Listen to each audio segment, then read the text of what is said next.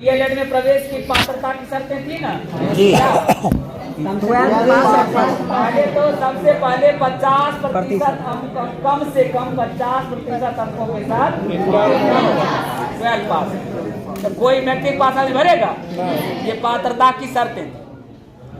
तो विद्या सबसे पहले व्यक्ति में क्या देती है? विनय। और विनय के बाद क्या प्राप्त होता है? पात्रता। पात्रता से फिर क्या प्राप्त होती है? धन।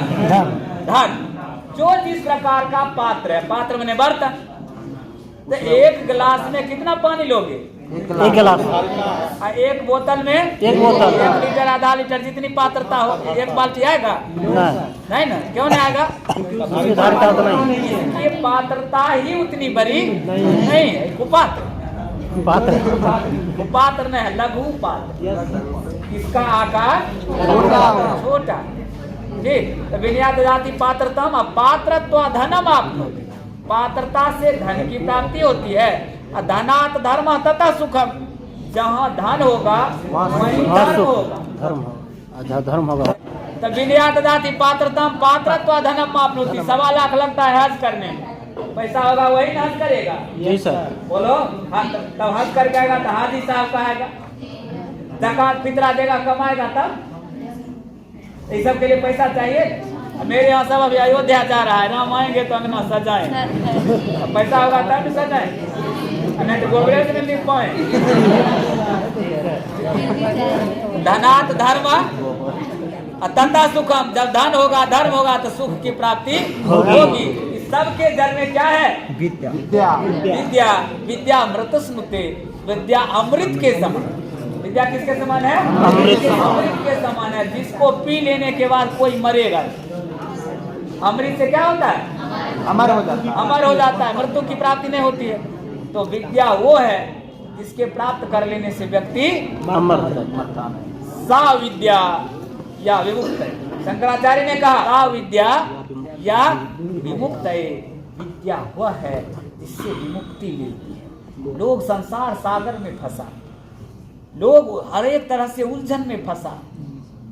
दिनकर जी ने लिखा चांद कविता में कि आदमी भी क्या अनोखा जीव होता है, उलझने बनाता आप ही अपना, और फिर रात दिन जगता न सोता है। आदमी भी क्या अनोखा जीव होता है। 3 महीना मर्ब हो चलते हैं, केकरो से दोस्ती हो जाए। जब दोस्ती हो गया तब ओकर फोन नहीं तो नहीं सुतबो नहीं जागो। आ फोन चले तो दमसा दे तो तैयो नींद नहीं तो। 3 दिन फोन नहीं ले तैयो नींद नहीं हो। नाकों में नींदे न दिल में करार। ये डीएलएड भी क्या चीज हो।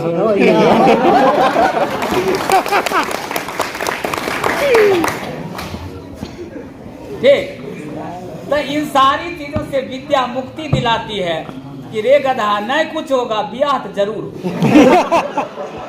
एसपी बनने गारंटी नहीं है, कलेक्टर बनने गारंटी नहीं है, शिक्षक बनने लेकिन ब्याह होने की गारंटी है। इसलिए तुम लोग ज्यादा अभी बौला मत हो जाओ। विद्या ये ज्ञान कौन देती है? विद्या देती कि तुम जो काम करने आए हो 2 वर्ष तक पूरी गंभीरता से कर लो। या जिंदगी 4 साल की या जिंदगी 40 साल। तो 9, 10, 11, 12 4 कक्षा में जिसने बढ़िया से पढ़ लिया 4 वर्ष तक, दिन रात एक करके कष्ट उठाया, तो उसका अगला 40 साल सरकारी पेट्रोल जलाने का लाइसेंस बन गया।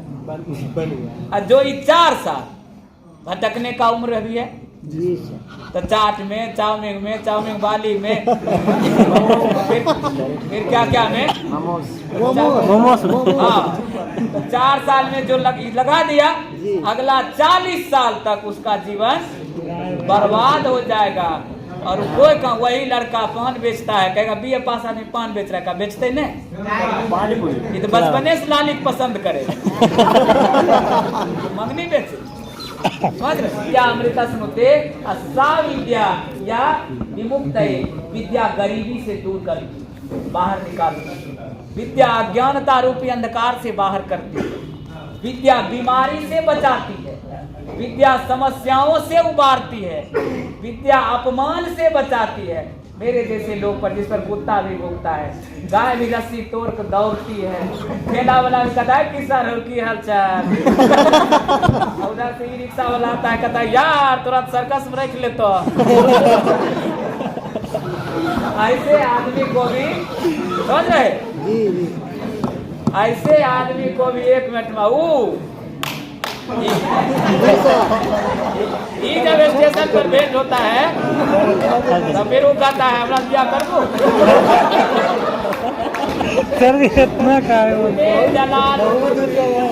इतने जलालतों को झेल कर भी हम आपके बीच तक पहुंच गए, है ना? सर बहुत बढ़िया। ये कमाल किसका है? अब बेगूसराय, खगड़िया, समस्तीपुर, मुंगेर का शायद ही विद्यालय कोई बच्चा होगा, सहरसा का, जहां मेरे पढ़ाए मास्टर नहीं, ऐसा शायद कोई स्कूल बच्चा हो। इलाके में जब निकलेंगे तो पैर छूने वाला मास्टर होगा, विद्यार्थी। समझ रहे हो? ये कमाल किसका है? विद्यार्थी। समझ रहे हो विद्या कितना प्रबल?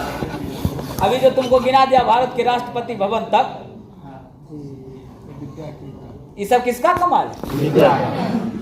तो विद्या कितनी पवित्र है। सा विद्या या विमुक्त है, जो जीवन को मुक्ति प्रदान करती है। ऐसे सामान्य जीवन में तो कहता है कि जीवन नया मिलेगा अंतिम चिता में जल के, लेकिन इसी जीवन में, इसी जन्म में, इस जीवन में हमको तुमको मान मिलेगा, शिक्षा की खेती करने पूरा हिंदुस्तान है ना? यस। समान विद्या का है।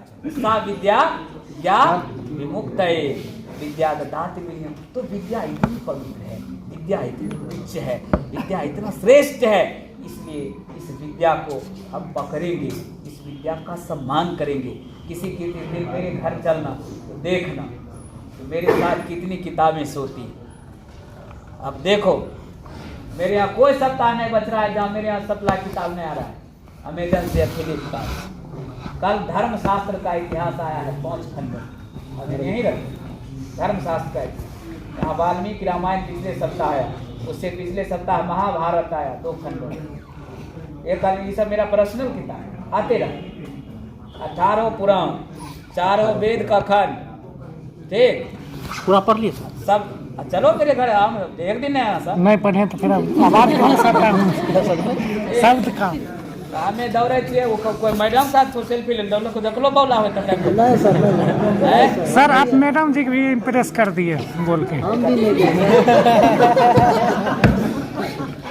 तो पहले इन्हीं विद्या, साहित्य, संगीत, कला, विहीना साक्षात पशु पूछ विषान ही न तृणम न खाद्य न पीति लोके मनुष्य रूपेण मृगास चरंती। कि अगर जिसके पास साहित्य नहीं, संगीत नहीं है, इसका और कला नहीं है, तो वह आदमी क्या है?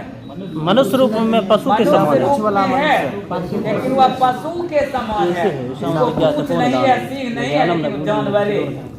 ठीक, वह क्या है? जानवर है। इसका पूरा श्लोक है, ईशाम विद्या तपोन दानम ये ज्ञानम न गुण। मैं क्या देता हूँ क्या गा दीजिए ना, आप कहते बहुत अच्छा लगता है। ईशाम विद्या, आप ही बोलिए सर। हम ही बोले? यस। आप ही बोलिए। आप बोलते हैं सर, सुनने में भी अच्छा लगता है। विद्या न तपो न दान, गिनो। ये सांग न विद्या न तपो न दान, ज्ञानं न शीलं न गुणो न धर्म। 8 चीज जी सर। जिसके साथ ये सांग न विद्या न तपो न दानं, ज्ञानं न शीलं न गुणो न धर्म। 8 है सर। देव 7 ही देवृत्यलोके भुवि भारभूता मनुष्य रूपेण मृगाश्चरन्ति। इसके बाद न विद्या, ये न तप। तपस्या करते हो तुम तो? तप भी नहीं है। करते हैं तो 2 दिन आना जाना तपस्या नहीं। ठीक, अच्छी बात है, फल मिलेगा। ये सांग न विद्या न तपो न दानम। दान करते हो? यस, विद्या दान करते हैं। कोई मुझे स्वेटर दिया पूरी ठंडी की? सर स्वेटर कैसे समझे कोई नाम करो? आपसे आप लेंगे ये सामने विद्या न तपो न दानम अज्ञान ज्ञान न शील। शील मने संस्कार, स्वभाव, विचार, आचरण, चाल स्वभाव जिसको कहते हो। न गुण है और न धर्म। ये इसमें से कुछ नहीं है। ऐसे व्यक्ति इस धरती पर मनुष्य के रूप में तो हैं, लेकिन इससे पृथ्वी पर भार ही बढ़ा। इससे कोई पृथ्वी का उपकार नहीं हुआ। नहीं हो रहा। ठीक कहता है बेटा बेटा भगवान बेटा दे, नहीं भगवान बेटा ले ली। वरंगर वह श्रावो वरम पिच नैवाभिगमनम वरम जातः प्रेतो वरम पिच कन्या वजनिता वरम बंध्या भार्या वरम गर्वः श्रावो वरमपि च कन्या वजनिता वरं वन्द्या भार्या वरमपि च गर्भे सुवसति। कहता है कि इससे बेहतर था। किससे बेहतर था सब से बताएं। लेकिन इससे बेहतर था कि पत्नी गर्भ धारण ही नहीं करती तो थोड़ा बहुत दुख होता। गर्भ धारण करके भी गर्भपात हो जाता तो कुछ कष्ट होता। ठीक, जन्म लेते समय ही मृत्यु हो जाती तो भी थोड़ा देर के लिए कष्ट होता। या कन्या हो जाती तब भी 10-15 साल के बाद झटपट ब्याह कर दे।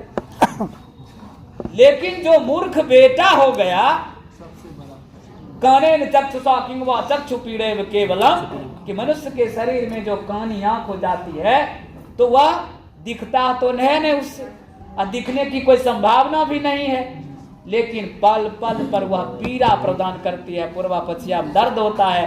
उसी प्रकार से मूर्ख पुत्र हो जाने से को अर्था पुत्रेन जाते यो न विद्वान और न धार्मिक।